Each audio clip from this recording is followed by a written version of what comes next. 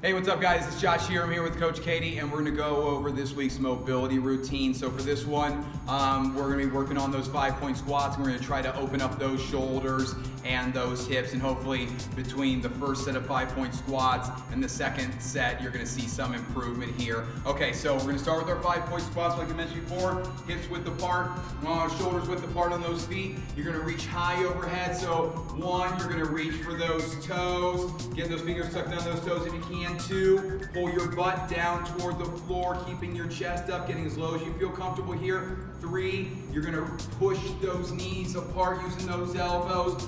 4, you're gonna reach high overhead. And then 4.5, you're gonna pull the corners of your mouth up towards your ears. And then 5, you're gonna step on or drive on up out of that squat. We're gonna do 2 more of those, so we'll do 3 total.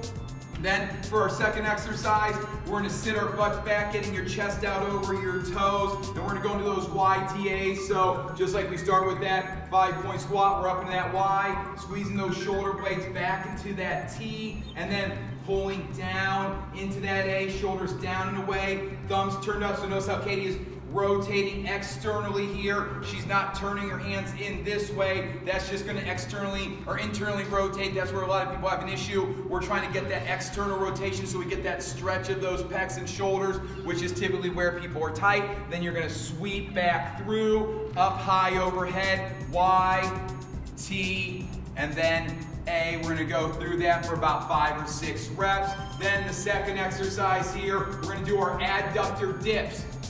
So you're gonna come to that half kneeling position, and then you're gonna open up here so that foot is perpendicular to that knee here. Using that hand to kind of guide your knee, you're gonna sit your hip side over to the side, basically forward for that leg here. So you're getting an adductor stretch through the leg on the floor, and then you're getting those calves stretched out, ankle mobility work here for that foot on the floor here. Nice and controlled, pushing that air out as you sit, and then deep breath in as you come back in there. We're gonna go for about 30 seconds on one side, and then we will go into our third exercise, which is our single leg glute bridge here. So gonna get one leg planted on the one foot planted on the floor, the other leg. Let's pull this towards your knee, KK, to make it a little simple for people to understand here. So here you can grab that knee, hug it towards your chest, and then you're gonna be driving up off of that leg on the floor. Let's switch legs so they can see it from this side as well.